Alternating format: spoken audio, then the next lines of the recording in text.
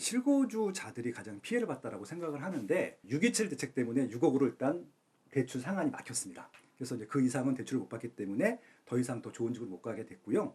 그리고 10월, 15월 대책부터는 금액이 더 낮아집니다. 더 낮아져서 아마 작년이라든지 올 상반기 때 받을 수 있는 금액보다 최소한 30% 이상 줄었거든요. 그러면 이제 상급지를 못 가는 것이죠. 그럼 상급지를 못 하게 되면 보통 이사들을 안 가시거든요. 그래서 이사를 못 가고 주저앉거나 이사를 꼭 가야 되는 분들은 가려고 했던 아파트보다 수준을 낮춰요. 그래서 이제 신축 가려고 했던 분들이 구축으로 가거나 뭐 심지어는 다세대 빌라로 가거나 그래서 결국은 이사의 질이 좀 삶의 질이 좀 낮아진 것들이 이번 세 번에 걸친 규제 정책의 가장 큰 문제점이다라고 좀 평가하고 싶습니다. 기준 조건이 안 되는 지역들까지 다 포함이 됐었거든요. 경기도는 말할 것도 없고 서울에서도 뭐 노도강, 금강구, 중랑구 이런 지역들은 마이너스가 된 지역들도 있거든요. 이런 지역들 같은 경우는 가뜩이나 집도 안 팔리고 이사도 못 가고 있었는데 갭을 끼고 전세를 끼고는 팔 수도 없는 상황이 됐기 때문에 이사를 더 못 가는 거죠. 제일 좀 안타까운 층들이 뭐냐면은 집을 분양받으신 분들이 있어요. 그러면 기존 집을 팔아서 판 돈으로 잔금을 쳐야 되는데 이분들 중에서는 굉장히 좀 심각하게 문제가 겪는 경우도 생길 것 같아요. 근데 아무리 봐도 내년에 집값이 하락할 가능성보다는 오히려 집값 상승 지역이 확대될 가능성이 높거든요. 그럼 규제가 강화되면 강화되지 완화될 것 같지는 않단 말이죠. 그러면은 내년에는 아마 이런 고통들이 더 심해지지 않을까. 근데 전세금 올라간 것만큼 대출이 안 나오잖아요. 이미 풀로 쓴 사람들은 대출 올려줄, 그 전세금을 올려줄 수 없기 때문에 월세를 올려줄 거거든요. 그럼 결국 뭐냐면은 대부분 다 반전세로 갈 텐데 이게 서민층들한테는 더 힘든 거죠. 차라리 대출을 받아서 내면은 이자 조금 내고 조금 살 수 있는데 그냥 대출이 안 나오다 보니까 내 생활비에서 월세를 쪼개서 줘야 되는 거예요. 이미 시작을 했고 내년엔 이게 더 심각해질 것이다. 더 많은 사람들이 반전세에서 생활비에서 몇십만 원씩 아마 월세 부담을 하게 될 것이다. 그렇게 예측을 하고 있습니다. 해제를 한다 하더라도 센 지역들을 해제하면 그런 점이 나겠죠. 지금 해제를 검토하고 있는 지역들은 대부분 입지가 나쁜 지역들이거든요. 노도강, 금강구, 중랑구는요. 경기도의 웬만한 지역보다 경쟁력이 떨어져요. 그래서 여기는 해제한다 하더라도 뭐 가격이 올라가거나 그러지는 않을 것 같아요. 물론 이제 거기도 정비 사업이라든지 새 아파트가 있을 텐데 그런 거 몇몇 아파트 빼고는 전반적인 대부분 아파트는 영향이 없을 것으로 일단 보이고요. 그래서 아마 정부도 상황이 좋아지지 않을 지역들을 풀어줄 필요가 있겠느냐는 고민을 하는 것 같고요. 오히려 올라가는 지역들을 못 올라게 하는 모습들을 보여줌으로써 우린 열심히 부동산 시장을 안정화하고 있다라는 모습들만 보여주려고 하는 것 같아요.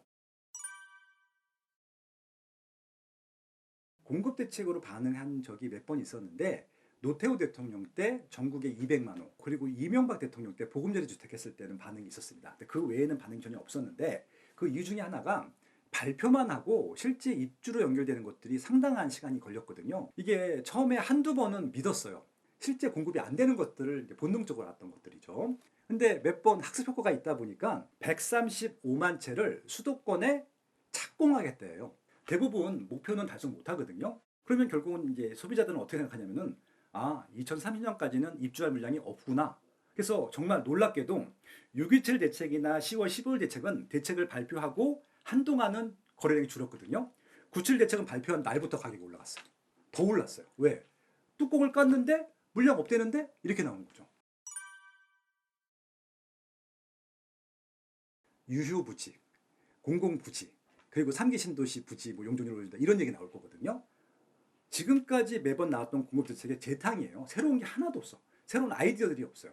예, 그래서 아마 이번 공급 대책 나와도 시장에 영향을 주기는 어려울 것이다 말씀을 드리는 것들이고요. 차라리 이렇게 그냥 매번 반복되는 똑같은 입지에 똑같은 공급 대책 말고 재건축 재개발을 조금 더 속도를 빨라지게 해주겠다라든지 완화해주겠다든지 아니면 차라리 기존에 있는 공공부지들을 착공하겠다라고 그냥 선언을 해버리면 좋을 것 같아요. 그렇게 하지 않고서는 뻔한 대책 갖고는 전혀 효과가 없을 것이다. 그렇게 예측합니다.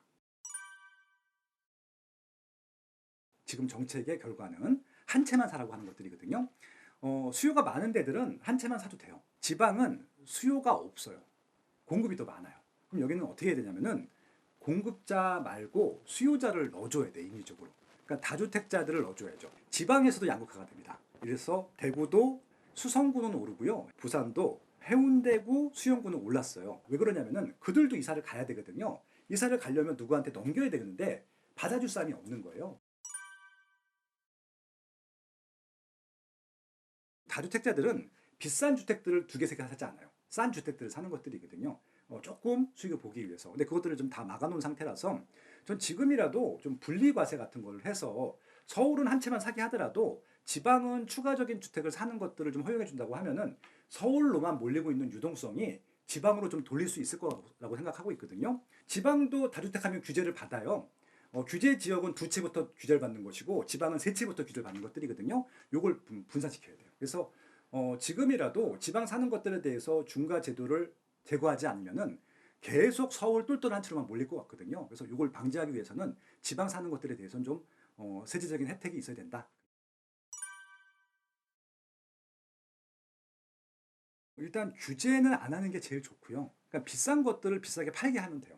25년 동안 수요조사라는 걸 했어요.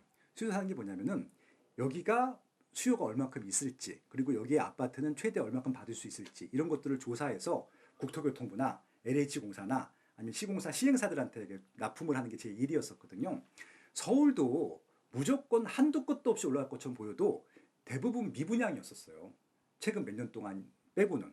그 이유는 뭐냐면은 신규 아파트가 비싸거든요. 구축들이 싸고. 그게 정상인데 지금은 신축 아파트를 더 싸게 분양하고 구축이 더 비싼 거예요. 그럼 신축이 막 분양이 잘 되면은 그럼 저기는 무조건 사야 되나 보다. 옵니다. 서울을 그냥 냅뒀으면 좋겠어요. 그래서 이번에 레미안 트리니온이 분양가가 전용 84 33평이 27억이었거든요. 저는 그거를 50억이나 60억에 분양을 시켰으면 어땠을까라는 생각이 들어요. 왜? 옆에 레미안 원밸리가 72억이거든요. 그러니까 50억, 60억에 분양했으면 아마 긴가민가 했을 거예요. 그러면은 미비행이 났을 것 같거든요. 그럼 여기는 상한선은 50억이구나. 딱 들어서거든요. 근데 지금은 이미 구축이 72억까지 가다 보니까 이거 27억은 분양되는 게 너무 당연하거든요. 그래서 그냥 미분양이 나는 금액에 분양을 시키는 게 맞을 것 같아요. 그럼 서울보다 경기도는 무조건 싸야 되니까 거기서 또 안정이 되고 수도권보다 지방은 더 싸야 되니까 또 안정이 되고 이렇게 되는 것들이거든요. 그러니까 좀 미분양이 나는 시장을 만들어줘야 되는데 분양가 상한제 때문에 미분양이 안 나요.